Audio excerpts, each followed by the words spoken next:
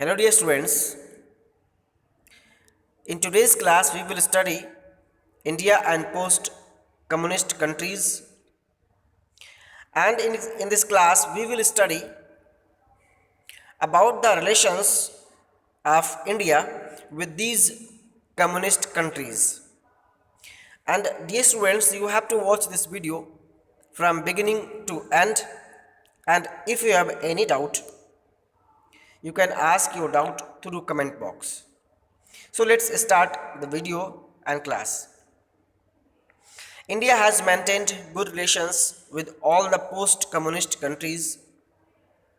We know that the USSR Union was disintegrated in 1991, and after that, Russia emerged as the most powerful country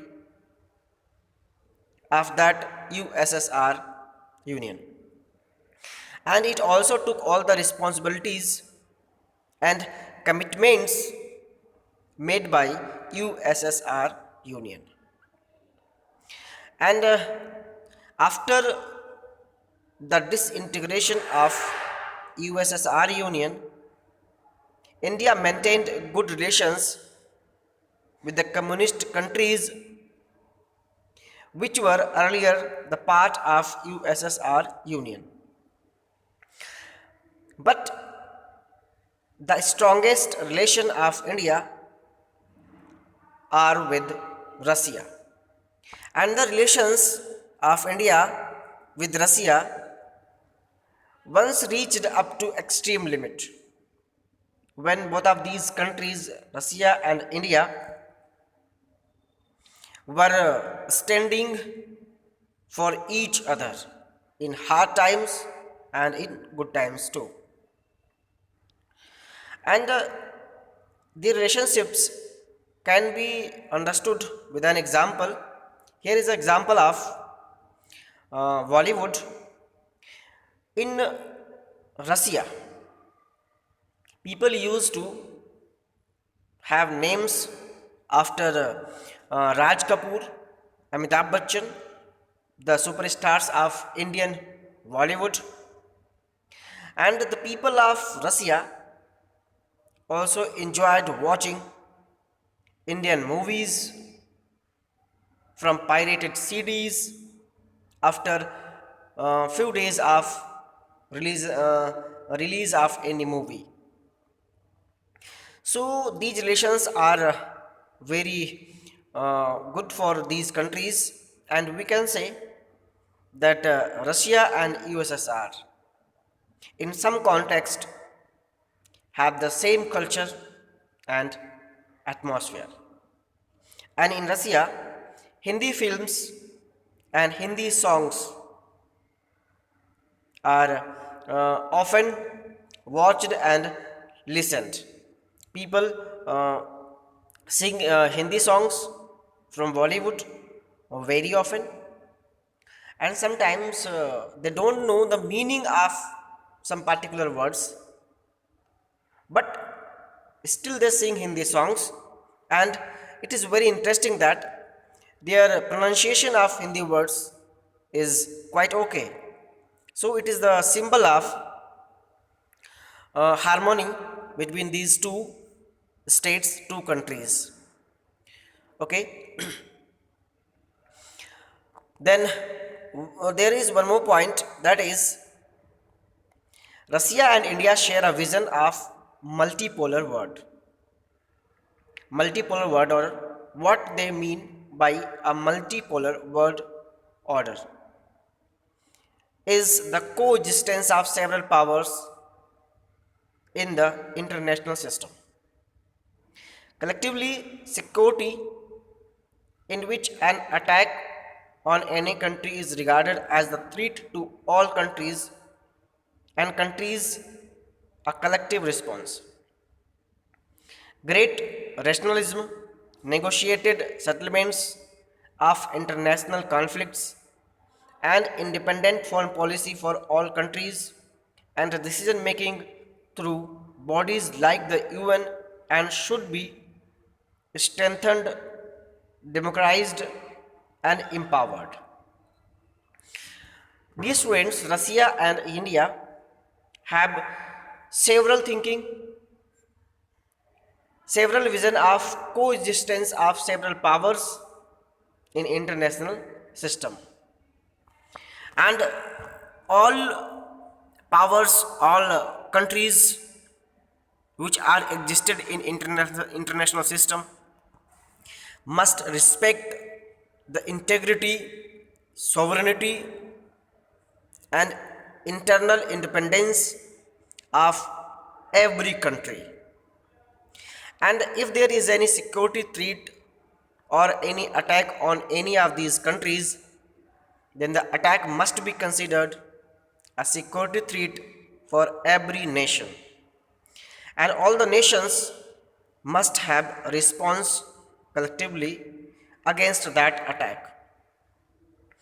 And a step ahead, they also vision that there must be greater regionalism, negotiated settlements of international conflicts, and they also negotiated for the settlements uh, which were going on between two countries, and they also advocated independent foreign policy for every power, every nation, and the decision making through bodies, and they also appreciated and advocated for the decision making of the bodies like UN, and they also told that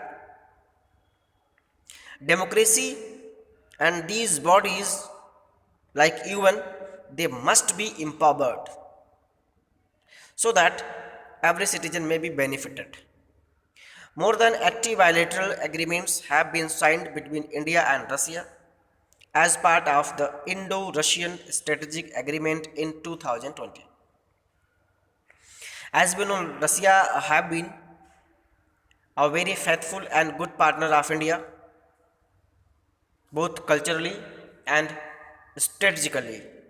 So both of these countries signed around 80 bilateral agreements in 2001. India stands to benefit from Russia from the issue of Kashmir, on the issue of Kashmir, and India also gets benefit from Russia, that is the benefit of energy supply, sharing information technology on international terrorism, access to Central Asia, and balancing its relations with China. And India also got benefit of the friendship of Russia in balancing China as well as making her reach to the Central Asia. And on the other hand, Russia was also benefited with these agreements with India, as Russia wanted a market for selling its product. So India is a huge market for uh, every country today, but at that time uh, Russia was prominent member of India and who got market for selling its product, and especially the weapons for army and oil resources, oil, gases, and in this way Russia was benefited by exporting its various things from weapon to oil to India. Imports from Russia and republics of Kazakhstan and Turkmenistan. Cooperations with these republics includes partnership and investment in fields. So, import from Kazakhstan, Turkmenistan, and cooperation with these countries was bilateral and it benefited bilaterally. And Russia also has been an important nuclear partner for India. It gave India some very advanced technology like cryogenic rockets when India needed for that cryogenic rocket. And Russia and India have collaborated on various scientific projects. And Russia and India has also collaborated on various scientific projects. So in this way, India maintained a perfect balance with these countries as well as with China too. And whenever it was needed, Russia helped India in every way. And on the other hand, India also helped Russia.